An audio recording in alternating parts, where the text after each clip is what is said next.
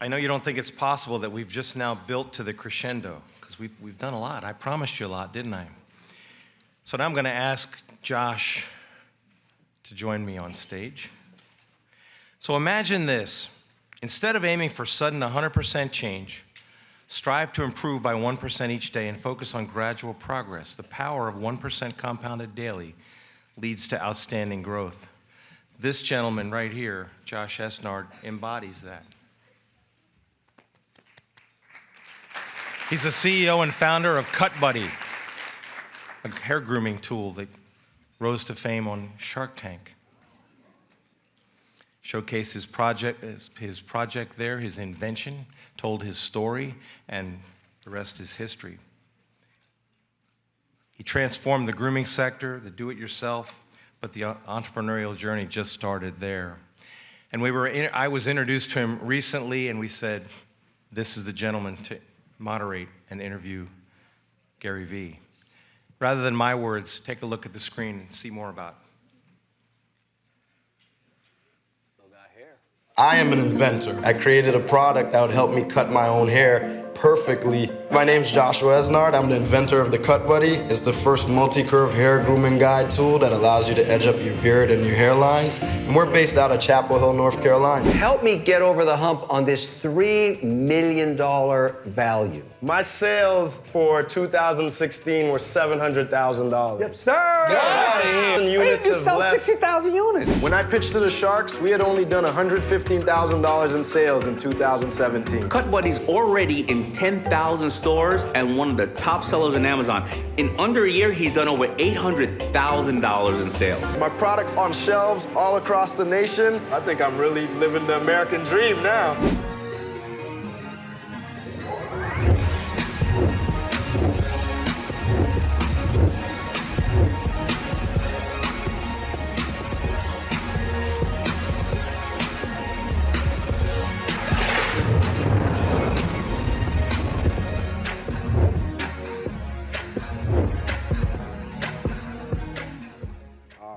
Palm Beach State was good.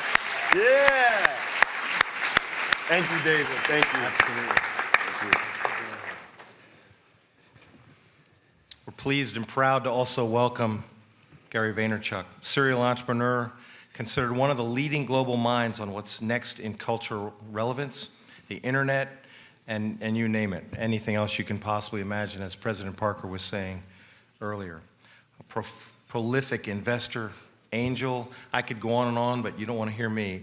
We want to show you a video about Gary, welcome him here, and get started. So watch your screen. Gary Vaynerchuk. Gary V. Gary V. I was lemonade stands, baseball cards, real hustler kid. Heard the internet, heard that sound, knew that it was special. He revolutionized his father's wine business to an internet phenomenon doing $50 million a year powerhouse. 5-time New York Times best-selling author. The 42-year-old has built an empire which includes a lifestyle brand, a sports agency, and a digital ad agency, VaynerMedia. What does VaynerMedia do? We're a modern-day Mad Men. We're producing videos and pictures. We're running media dollars for the biggest brands in the world. Nobody I know, Gary, has seized YouTube, social media in this country like you. Gary, I tell you what, you are a marketing genius. You have to make your actions map your ambitions. Please help us welcome Gary Vaynerchuk.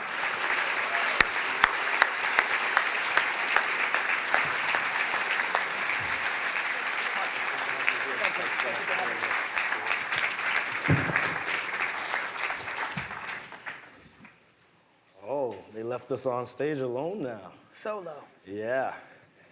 Oh, isn't it amazing? Look at us, two immigrants living the American dream.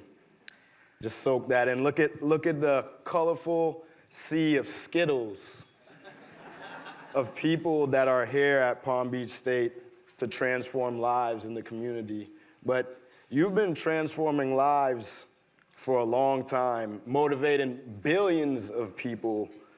I think you give so much to people that today I want to do something a little untraditional and give back to you, all right? So I want you to close your eyes. Feel it in your heart. All right, everybody.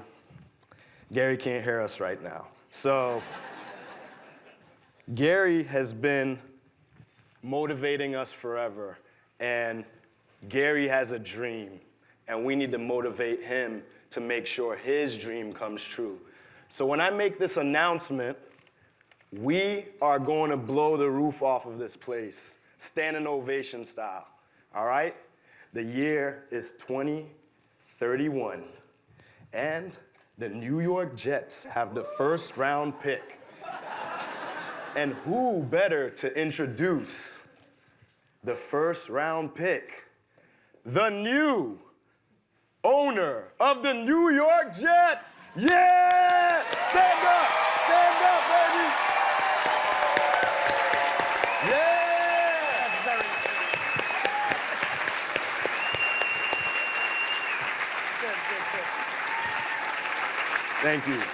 Thank you. Two things on that. One, that was extremely sweet, thank you. Two, it's not gonna be 2031. 2025? No, I'm a marathon runner. I think for a lot of the OGs in this room, I think that the world has gotten too fast in some areas, and I think people lack patience. I think that a lot of people get caught up that have tremendous skills by wanting it too fast and wanting it to prove to others versus enjoying the process for themselves. That was incredibly beautiful, and thank you. But when I think about the goal I set for myself in 4th grade about buying my beloved New York Jets, obviously many things have gone well for me professionally, but I still have a lot of work to do to amass the wealth to put myself in that position.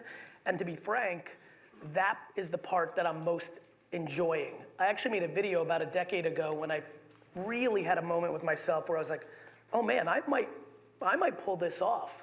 If the way this is going, if I do another 20 years of good decision making and putting the right deposits down, I might be able to get into striking distance of this outrageous goal I set for myself.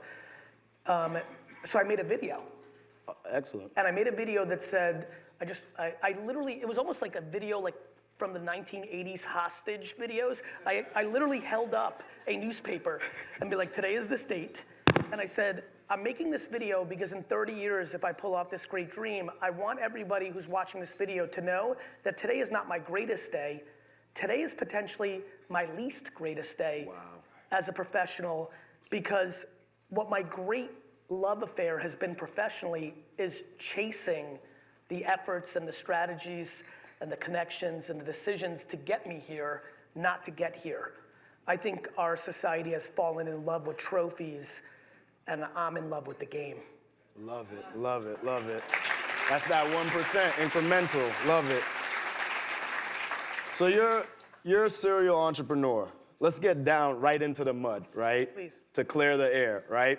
What I think when people asked you about your feelings of college, Yes. I think the questions were asked incorrectly. So we here at Palm Beach State wanted to rephrase the question, Yes. because I know exactly how you feel about it. I worked in the public sector too, Yep. and I'm an entrepreneur as well, so I understand, but some people may not understand. So let's rephrase that question.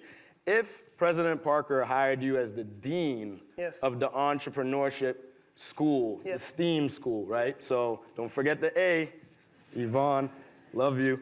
If you were the dean of the entrepreneurship program here, how would you set up the program to set up these students that are here in the crowd for the ultimate success? I got a lot of love for you for being able to decode, what I've been saying. As we all know, especially in a social media world, which I'm very passionate about and think we demonize it too much without realizing how much wonderful things come along with it. Many things are taken out of context. And I appreciate you because your point is well taken. To me, and we were saying this backstage when we were prepping for this, we were kind of just shooting the breeze and talking about this very subject. To me, education is the single most important thing in the world, period. The packaging and selling of education, I think, needs to be thought about because it always ebbs and flows. The world changes. This morning I gave a speech at a very significant marketing conference that had all the Fortune 500 CMOs down in Miami. And what I said to the room was, this industry of ours, the Fortune 500 Madison Avenue agency world, we're romantic about yesterday, the Mad Men era, and we're infatuated with tomorrow, the metaverse and AI, and we stink at today. And I feel very similar about education. You know, if I was the dean and had that kind of blessing, I would reverse engineer the practicality of the reality of the world. I would focus on the things that are clearly, you know how bright this room is? There's very few people here who couldn't right now list 5 to 7 clear opportunities of the next decade that would really benefit our children in learning. I literally hire kids out of college. I have a 2,000 person global agency, and I look at the curriculum that colleges are teaching for marketing at the highest levels. And there's literally kids, as we sit here right now, being taught how to write a press release in marketing class. Do you know how insane that is? So, you know, if I would create a curriculum that would focus on things like prompt engineering, because that is gonna be the skill set that will make people know how to use AI properly for an outcome.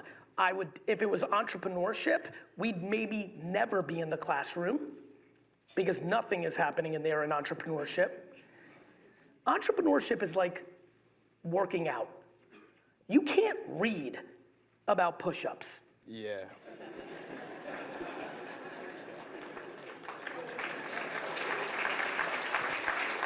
You have to do that. Yeah. And to be an entrepreneur, you have to do. And I see all sorts of kids, but you know, I'm 48. So I came up when entrepreneurship wasn't even a thing. Yep. When I was in my 20s, forget about a child. In my 20s, I'm like, I want to be a businessman. That was the word for entrepreneurship. If I even heard entrepreneurship, and again, some of the lovely faces out there that are over 45, you remember this. If entrepreneurship was thrown around 25 years ago, that was code for loser. Right? And then it flipped heavy in the last 15 years to the point where, like, when I see that sizzle reel, I'm like, that's the stuff I grew up with that would look for like an athlete or a rapper. Like, it's cool now, which is amazing because it's my great passion. It is my great joy. But I also believe that it confused a lot of people. There's a lot of people who now want to be entrepreneurs. Yeah. I want to be the quarterback of the New York Jets. It's not happening. And I think my concern is that a lot of people go into entrepreneurship thinking it's a thing. It is a skill set. And if I was to teach entrepreneurship in this incredible institution, we may never be in the classroom. We'd have to go do entrepreneurial things. Yeah. And including, first and foremost, just like you have that swag, if you can't sell, you might as well get some other gig. Yeah. And so there's a lot to it, but you don't learn about selling by reading one of my books. You have to go out and sell. One of the great things that I believe, I couldn't, you know, I'm sure a lot of people here have children, grandchildren, or even people in, you know, 20s, 30s, 40s who are looking to mix it up. One of the great opportunities for everyone, if they truly care about entrepreneurship, is to work retail. Like, interacting with human beings and understanding how they roll is the only way you're gonna figure this out. And I think retail, restaurant, hospitality, true interaction at scale with humans of all different shapes and sizes and income levels and interests, and having that ability to reverse engineer and counterpunch every situation, that's a skill set that you have to refine. I learned that on Tingley Lane in Edison, New Jersey, selling lemonade. I learned that at the Phillipsburg Mall in New Jersey selling baseball cards. I learned that at my daddy's liquor store in Springfield, New Jersey. Like those Malcolm Gladwell 10,000 hours, by the time I was 22, I was in the game. So are you saying that that is where you learn grit? And can you give some examples of how some of these students could pick up grit? Or is that something that comes with you? Grit is teachable. Really? Yeah, because it's circumstantial. You can't have grit if mommy and daddy give you money.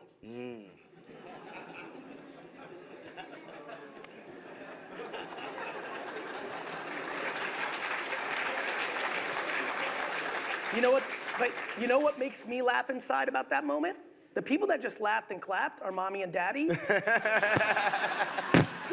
And mommy and daddy come up to me on DM, in my messages, on email, at the airport all the time and say, Gary, I need your help, because they know how much, I'm in a very fortunate spot in my career where 15 to 25 is a demo that I have juice with, and we relationship, and there's an authenticity there. And they say, Gary, I'm struggling, I need grit for my kid, did this, that. And I'm like, stop giving them money. Yeah. The people that just laughed and clapped are still putting them on the payroll. Yeah. You don't, this is the jungle. And right now, parenting and modern parenting is creating zoo animals. We overcoddle. Yeah. We've eliminated merit. Our society, well-intended, decided to invent crazy stuff like 8th place trophies. And so we've lost our way out of good intent. This is called a prosperous empire. I was a very poor student, but there was one class I was good at, history. And I never understood why until I got into my early 40s. I'm obsessed with pattern recognition. I know things don't change. I know humans definitely don't change. Circumstances changes, platforms changes, mediums change. We are the Roman Empire. When you started this and you said, can you believe this, the America? Listen, America's got its things, what doesn't? But I promise you, nobody's leaving. So this is a remarkable place, but we must also acknowledge we've had a level of prosperity for so long that we're soft. Yeah. People are complaining about going to an office 5 days a week as if we're like hanging them from trees. It's insanity. Yeah. By the way, I want everybody to hear this. I'm not proposing that we need to be in the office 5 days a week. I believe in technology, I believe in Zoom, I believe in efficiency. That's not what I'm proposing.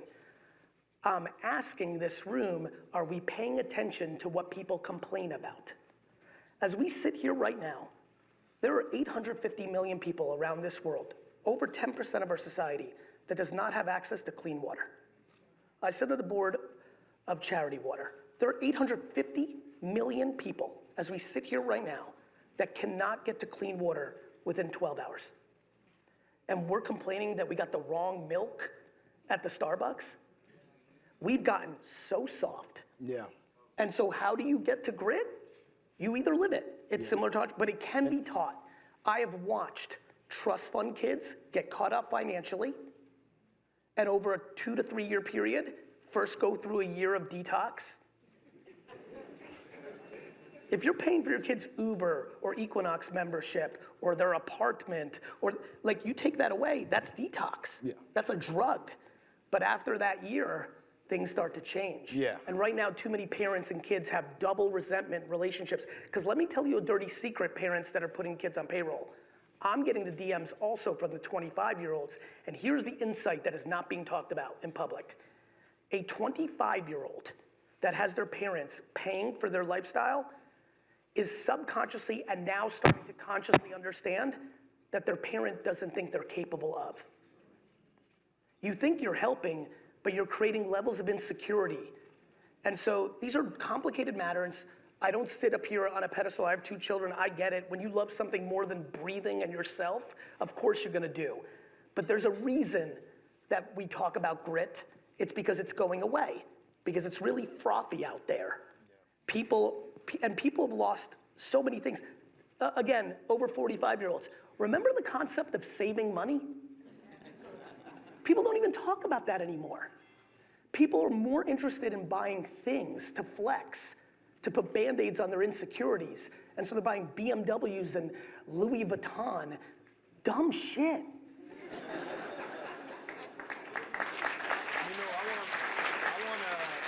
I want to say I was guilty of that. I have a brother who's 17 years younger than me, and I was just throwing money at his problems and not helping him figure out his own way. So, Kristen, wherever you are at, I'm sorry. I will stop throwing. There he is, right there. I love you. And by the way, and I love both of you. It's so well intended. That's the part that's confusing. It's incredibly well. Do you know how remarkable that is? That you worked and built, and you wanted to give love to. I have an 11-year younger brother. I know what half father, half brother looks like, right? That's what that is when you got that kind of. It's beautiful. It doesn't mean that it's not a vulnerability. So let's help these guys build something here. I spent $300 to come to this event. I'm a college student. I'm here to see Gary Vee. I leave here highly motivated, and then I come down to earth, and I'm like, how am I supposed to make my first $100,000 from here? Do you have any ideas of like easy startup, low cost things that people can start? Nope. Nope. And I'll tell you why. Because the second you allow the word easy to come into your head in building something, it's game over, right? I see all these kids and they're like, Gary, this is so hard. I'm like, do you understand that you're asking for a 1% life in being an entrepreneur that stands on her or his own feet? It is $630,000 or so right now of earnings in America, the richest country in the world, $630,000 a year in annual income that puts you in the 1% of the richest country in the world. And we've got kids walking around that if they make $1 million, they think they're a loser. Everything's out of whack, my guy. Do I think there's anything easy about standing on your own 2 feet and paying for everything and having all that pressure on your chest in perpetuity? No, I do not. Do I think there are many unlimited opportunities? Yes, I do. Do I think they require a level of patience? Notice how I jumped in with the Jets thing. Yeah.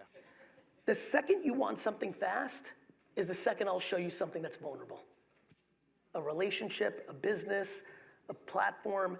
Speed is the enemy to so many right now. People hear me pitching patience on my social constantly and they get all mad because they interpret it as complacency. Yeah. There's a reason there's 2 different words in the English language. One is patience and one is complacency. They are not the same. I took this hat on, I put this hat on to give some love, but backstage, there we go. Backstage, I had a hat. Backstage, I had a hat that I was wearing today, and it says ambitious. I'm 48 years old, I've accomplished a lot of things professionally and personally. I'm hungry as hell right now. The fire I have in my stomach, it's crazy. It comes from coming from the dirt. For those that you don't know, I was born in the USSR. I was literally born in the most opposite place of my DNA. I'm a purebred entrepreneur.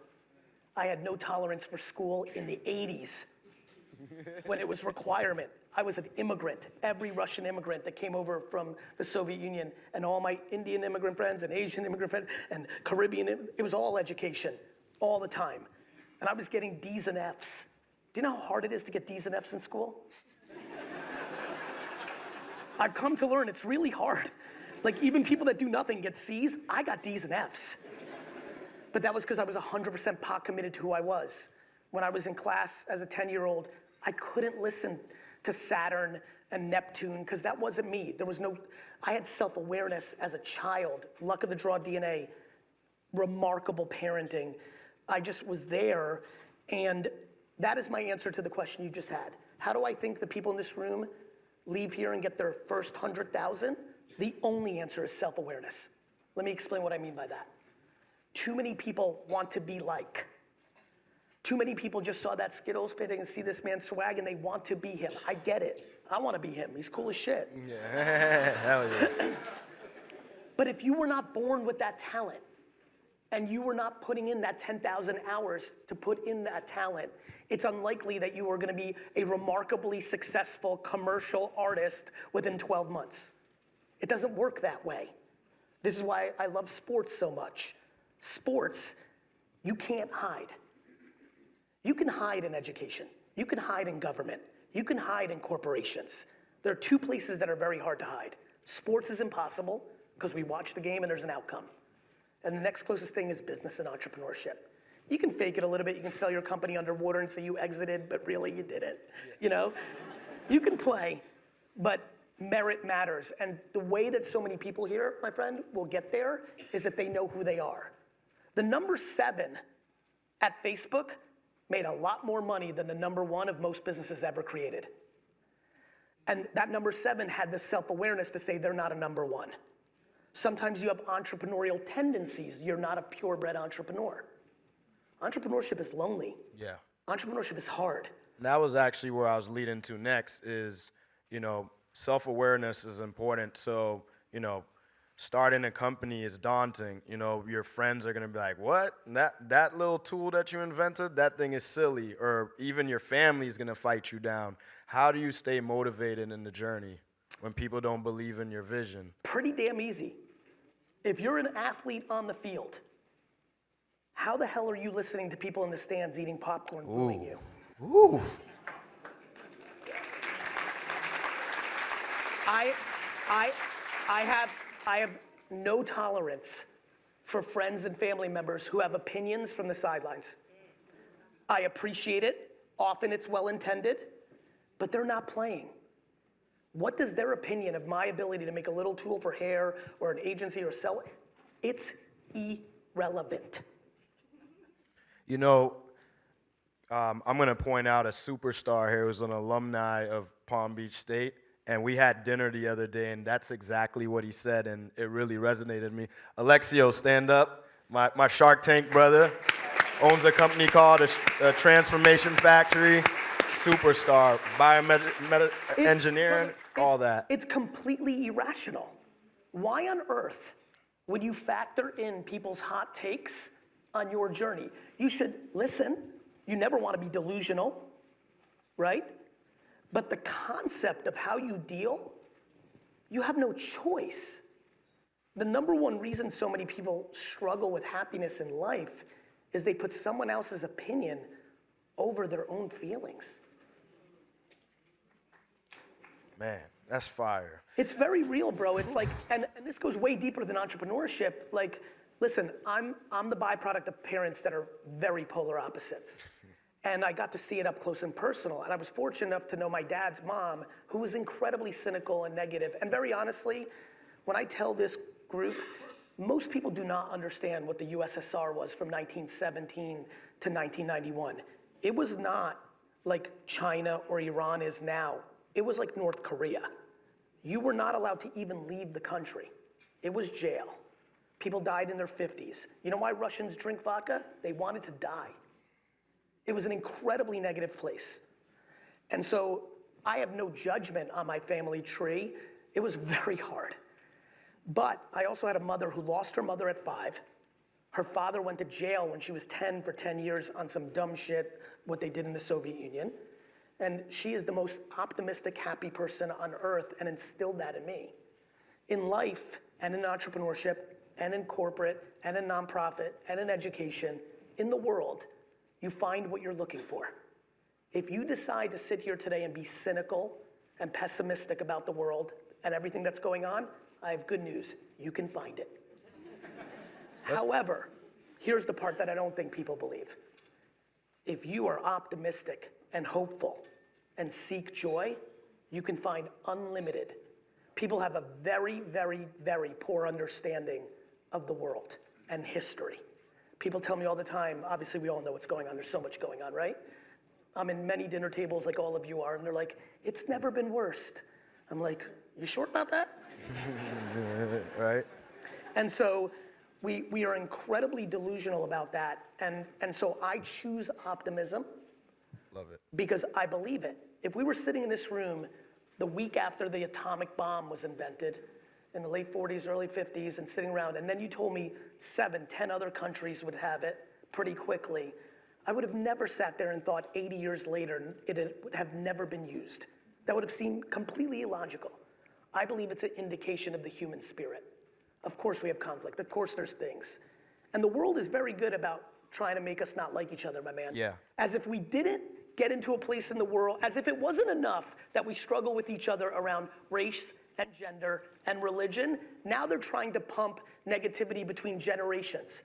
They're trying to teach Gen Z to hate the boomers. I love when they're like, you guys fucked up the world. I'm like, do you know anything about the boomers' grandparents? Yeah. Well, let's do that. I want to stay on this. Go ahead. All right, If that's I where may. I'm going. I'm going. We're moving into that. If I may. Go ahead. This is very important. Please, my friends, from the oldest to the youngest in this room, please don't let them teach you to hate each other. Love it. Please. There's no reason. No reason. And so, yeah, I mean, back to entrepreneurship, to bring it down a level, if you lack optimism, you have no shot. And Entrepreneurship is half delusional, half optimism, and someone who, entrepreneurship is losing constantly with an occasional win. And I think the biggest reason that we will struggle with entrepreneurship in the next generation is back to grit. We have demonized losing. Yep. The reason I stick on 8th place trophies is we are teaching kids that losing is bad. You show me a 6-year-old that loses this weekend in a baseball game and starts crying, and I'll show you a winner. And every parent that goes up to that kid and says, it doesn't matter, it's just a game, should be punched in the face. Yeah.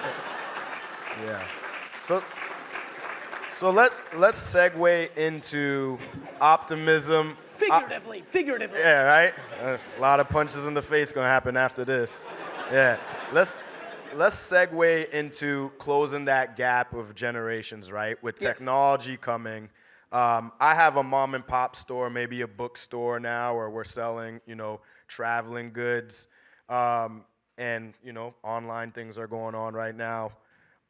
How do those people get ready for a new shopping experience in store, or how do they prepare themselves for the future?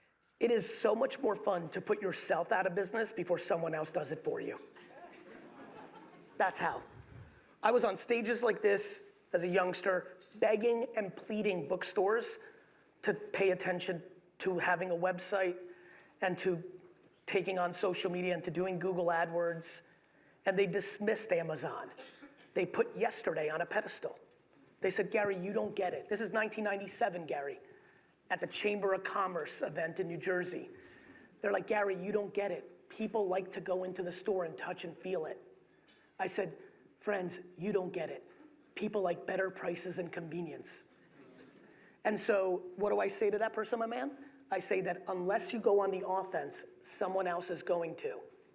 I get how you grew up. I get how you wish the world was. The problem is that's not how the market responds. I think this is a very basic question that has played out 100 times. I spoke in Florida years ago. I was an early investor in Uber. I missed the the great mistake of literally, I was investing a lot at the time, and Travis, one of the co-founders of Uber, was one of my best friends. My first book I ever wrote, the only person I acknowledge in the whole book besides my family is Travis, because he had down period before Uber, and he helped me with the book. My homie. And I passed twice on the angel round of Uber. If I wrote the $25,000 to $50,000 check that I normally was writing back then, I would have made $500 million. Ooh. That's called a mistake. So back in the day. But to finish, I thought I apologize. I spoke in 2000, I don't want to make it up, maybe 11, 12. I spoke at the Black Car and Taxi Convention. This was about a year and couple months into Uber's run. It was in San Francisco, New York. It was still not everywhere. And I gave a lot of talk of this thing's coming. And when I tell you a room like this laughed me off the stage. And they laughed me off the stage because of naivete. When I went into Q&A, one of the guys, maybe the third guy, said, Gary, that was very compelling, but you don't know what you're talking about. I'm like, educate me, sir. He goes, we've got the politicians in our pocket. I said, sir, how?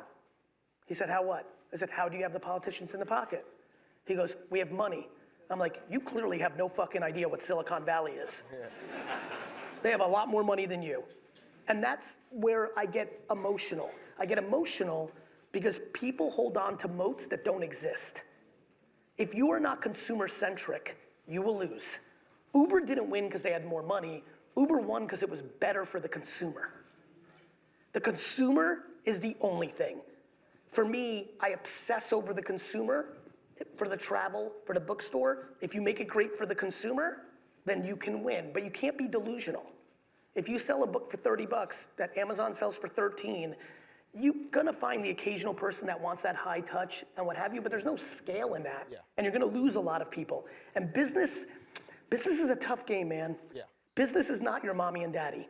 Business is not the government. It's not the education system. Business is an unemotional merit framework. And it is what it is. And so one of the reasons I spend a lot of time thinking about parenting and what I talk about with 8th place trophies is we are grooming zoo animals. We're caging them and protecting them. I don't know if you know what happened back in the day with zoos. They would run animals and then they would put them back in the wild. Those animals died within the first day. Because if you're a zebra chilling in the Bronx Zoo, and then they put you out there in Africa, a lion is eating your ass within a day. So man, with technology going where it's at, you know, back in the day, we're gonna age ourselves. We were working on DOS. Like even when I was growing up, I had to learn Illustrator and stuff like that, you know? And I just wanna know, where are we going with this AI thing? Oh, it's we're scary. going. You don't even know if the Drake diss track was real that came out, you know? So where are we going with AI? To your point on that, I'll get to AI in a second, but let me talk to you about AI's implications day to day. Deep fake videos.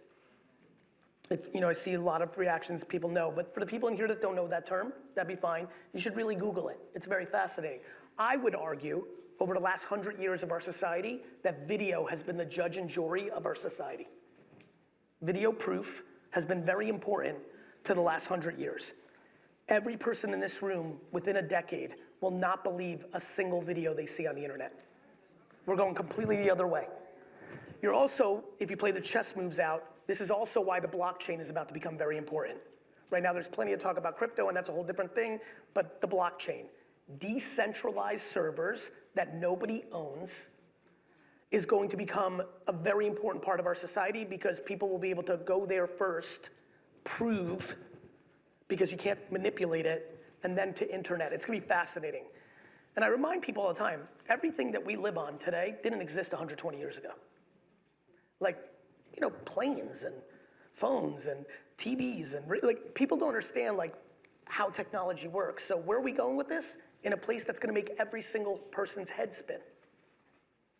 AI is one of the most powerful technologies in the history of mankind. Yeah.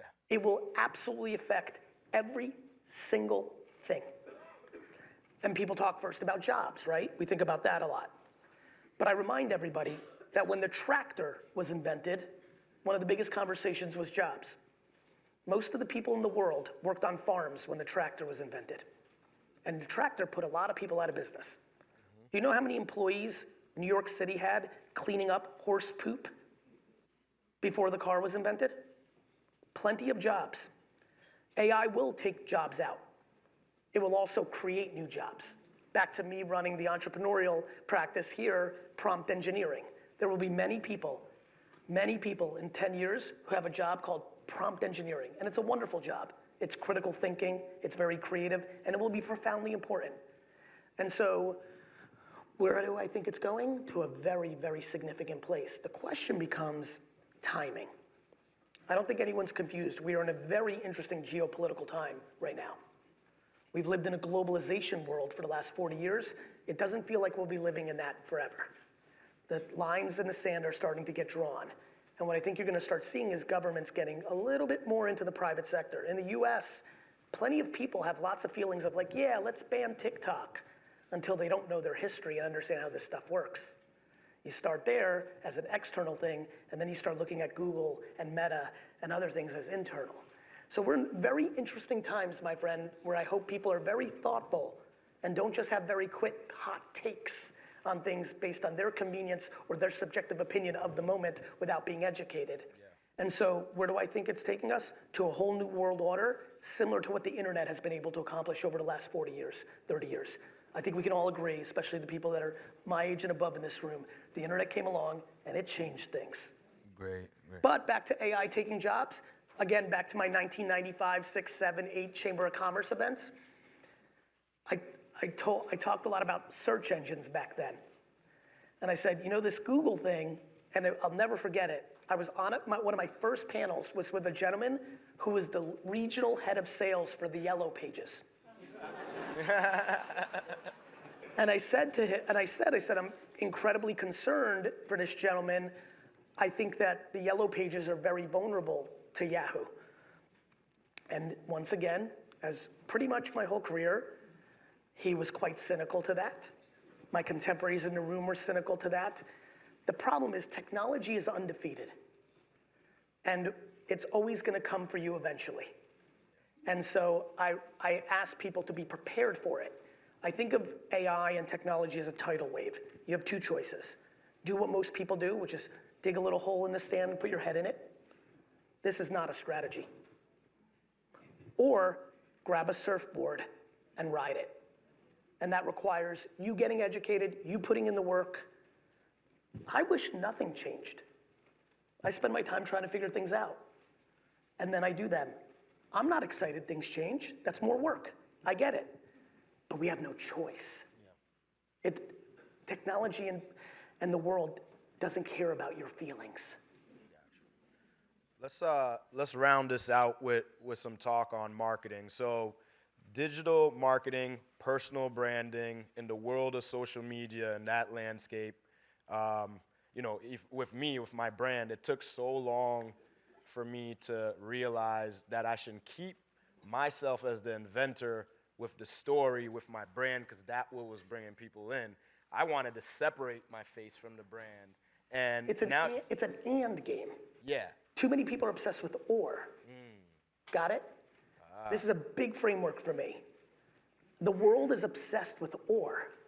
It's and. It is and. Right? So yes, of course, just like me, I as a public figure in this digital age am able to bring a lot of awareness to my businesses and the things I do, but my businesses also do their own marketing, right? Winetext.com. You should all sign up. My dad would be pumped. Winetext.com, we market for because we think it's the best way to buy wine in the world. But I also use my personal brand to bring awareness to it. They both coexist. But the reason you thought that is people in business and in marketing have been infatuated with or because you couldn't afford to do everything back in the day. The newspaper was expensive. The radio was expensive. Direct mail was expensive. Television ads were expensive. But now it's so low cost. To just give a very tactical nugget, every person here, regardless of what you're passionate about and you want awareness for, being elected as an official, selling something, raising money for a nonprofit, all of you, the number one most important skill in making something happen in the world today is being good at organic social media, period. And people don't see it. The talk I gave this morning at 9 o'clock, they still think commercials are more important. As if any of you watch those. Yeah. I mean, it's crazy. And so the reason you thought that was we've been taught or. The new world order is and. So actually, thank you so much, because the first audio book I listened to, because your boy don't read too well, was Jab, Jab, Jab. So thank you for that. Thank you, my guy. Helped me from my entrepreneurship journey. You have 12 and a half that's, there's copies available for sale out there, and then I believe you'll be signing 1 billion copies backstage after the show. You did it already? Did it. Wow. But talk to us about Day Trading Attention, this new project. My new book coming out in a month called Day Trading Attention is the follow-up to Jab, Jab, Jab, Right Hook. You were going to name it Jab, Jab, Jab, Left Hook. But I realized that Day Trading Attention really captures what I want for all of you. We are now in a world that is, and so everyone here who understands how to do organic social media, what video and picture or written word works better on Facebook versus Instagram versus Snap versus YouTube versus LinkedIn, that framework is for all the OGs in this room. That is what television, radio, and the print and direct mail were. It is the new world order. It is where the attention of society is. And I think all of you in here know, it's not just a kid thing, right? There's unlimited, I sell to a lot of 60 to 9-year-olds in many of the demos and things I work on. We crush on Facebook. Crush. And don't forget, that started as college kids. And so, it's not that other mediums are dead. To me, the thesis of Day Trading Attention is, why would you want to pay more money to make something happen that you could do for less? That sounds incredibly irrational and not logical. And so I'm trying to help the world. I went very detailed. I also am not a great reader. I just read my audiobook in LA for a week. It was a grind. And it was funny, I've read all my books for my audiobook, except Jab, Jab, Jab, Right Hook, because it was so visual.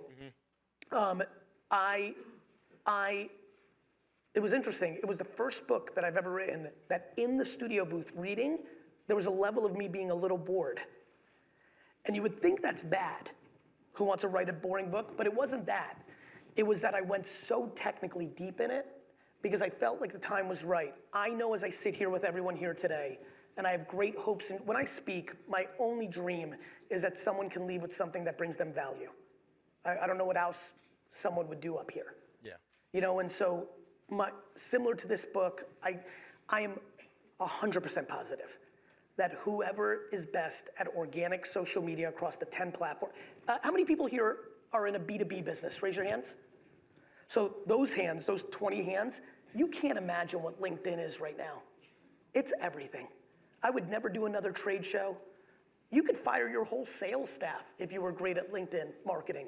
It's absurd how big that platform is. I'm a LinkedIn stalker, man. It's huge. I'm telling you, I'm on And it's there. not DMing and spamming people, it's content, the way you put out on Facebook and things of that nature. So I'm aware that people, you know, I'm looking around and I'm aware that some people are like, okay, like, really, like, it's so real, it's uncomfortably real. So I tried to write the Bible for it because I think it's the now, and I think the faster people understand what it means, the quicker people will get there. And I'll tell you what happened.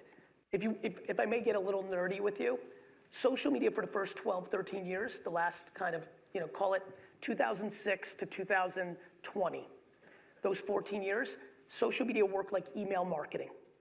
You tried to amass as many followers as you could, and then when you would post, a percentage of those people would see it. That's how it worked. I was an early investor in Facebook, Twitter, Tumblr, like, I've been in it. Liquid Death, too? Liquid Death. That was an employee of yours, wasn't it? It sure was. Man, I need to come work at VaynerMedia. Now social media is different. The TikTokification of every platform is now here.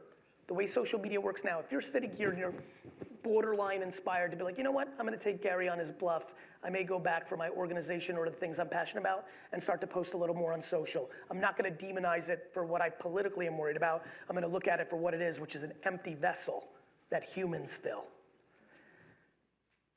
What you'll learn is that if the quality of the content is good, it will find its audience. There are people in this room, I have 15 million followers on TikTok that I've worked very hard since it was Musical.ly, before it was TikTok, amassing. Yet, tonight, I could post something that only gets 60,000 views, and you, sitting here today, inspired by these words, may create an account and post your first post, and if it's good, it may get 2 million views. That is a level of meritocracy around the message that is profound, and the biggest opportunity in the history of marketing, in my opinion. I just had to get my game together on social media. My social media guy is right there capturing it, so I'm trying to catch up, buddy. So, positivity, stories, family, collections. I've been here for 2 days, and I will tell you that my wife and I, she's right up there in the front, my wife and I are almost thinking about moving here because the love that I felt here at Palm Beach State, how they're transforming lives. By the way, majority of the students here are in grants and scholarships, no debt. Love. Look at that. Yeah, I know you love that. And most of them go back to their own community to build Palm Beach. We got Jeremiah, right? Is she still here? No. She got a scholarship today. She saved a child that drowned. I mean, these guys are really here for the community. I love it. And I felt it here.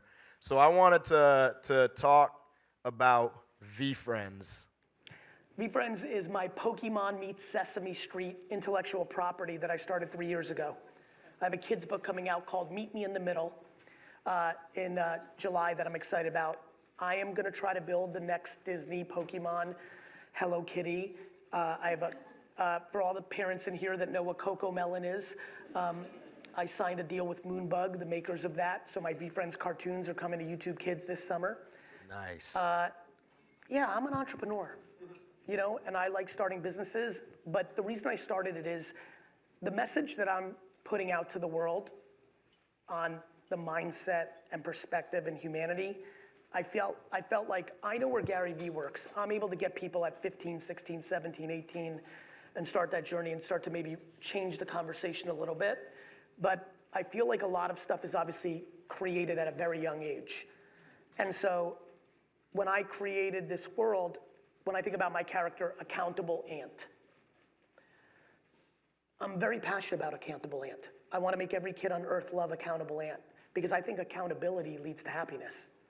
I think the single biggest issue in the world right now is we've gotten very good at pointing fingers and telling everybody else what they're bad at. We're great at pointing fingers, and we're terrible at pointing thumbs. And so, to me, there is no character in Disney or Marvel or Star Wars or Coco Bell. I don't see accountability, right? I call the book Meet Me in the Middle because if you got a sense of how I've been talking here, I think a lot about the world in our political framework. I don't think anyone's gonna be confused when I tell you America's gotten very red and very blue. And I think everyone here who's lived a little bit knows the answer is purple. And I think we've really, thank you.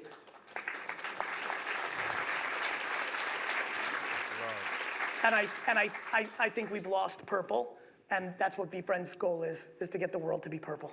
Palm Beach State, although it's a green and gold color, it's purple. I believe they have it. that love here. One last thing. There was a $8 million donation by Stephen Ross. Exactly. What does he own? The Miami Dolphins. Exactly. So when we get down the road. If I may, I hate the Miami Dolphins. Ah! So when you own the Jets, whenever it's down the road, I'll be looking for you for that $8 million for scholarships. Two things on that. One, let's make it 16. Ooh! Two, I don't know if you know this, but the only business partner I've ever had in my life outside my brother and my dad is Stephen Ross. Stephen Ross owns a piece of VaynerMedia. Oh, wow. The Jets were actually one of my first clients, and they became the most followed team on Facebook and Twitter back in 2010 because I knew what I was doing. Stephen Ross is Stephen Ross. He was like, wait a minute, why are the Jets the most followed team? And he hired Matt Higgins, who was the president of the Jets. When Matt came over to be the CEO of the Dolphins, Matt knew who his secret weapon was, so they invested in VaynerMedia. And so Steve and I have been business partners for a long time. Steve and I live in the same building in New York, and I let Steve know every time I see him that I hate the Miami Dolphins.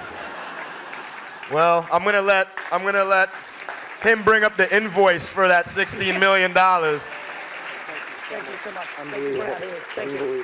Thank you so much. Thank you. Thank you. Thank you, my boy. Thank you. Thank you.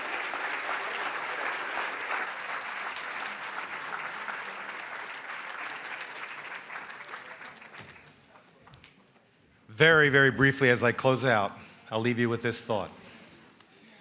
When we started, I promised you we'd deliver. President Parker promises you every time she's in front of you that we'll deliver. Because we at Palm Beach State College believe this: if your presence doesn't make an impact, your absence won't make a difference. We thank you for your presence here today. Remember, speak to me anytime you want to find out how we can make your passion and your dreams come true, because I promise you we can do that. Thank you so much for coming. I hope you enjoyed it.